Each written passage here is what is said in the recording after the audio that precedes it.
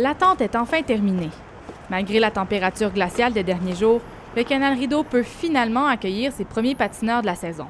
Ce site, qui fait maintenant partie du patrimoine mondial de l'UNESCO, attire de nombreux touristes à travers le monde. Les touristes sont très intéressés dans les sites historiques. Il y a des gens de l'Europe, surtout l'Asie, qui viennent visiter juste à cause que c'est un site de l'UNESCO.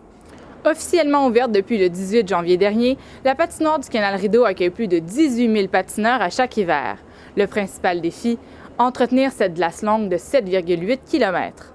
D'abord, on met les installations en octobre, ensuite on attend que ça gèle.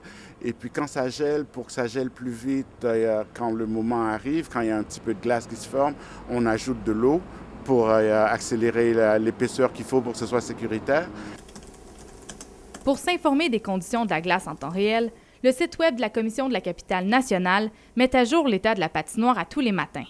Cette ressource permet donc aux patineurs de planifier leur escapade à travers les plus beaux paysages d'Ottawa. Plus on se rapproche du centre-ville, plus on a l'impression d'être au milieu de l'histoire.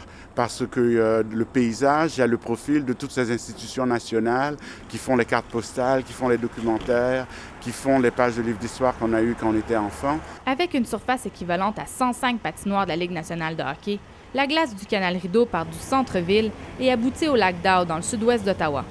La plus grande patinoire naturelle au monde, jouit d'une popularité sans précédent, malgré sa période d'ouverture imprévisible. Il faut y aller quand c'est ouvert, parce que c'est pas ouvert longtemps.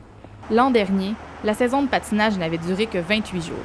Camille Prévost, La Cité collégiale, Ottawa.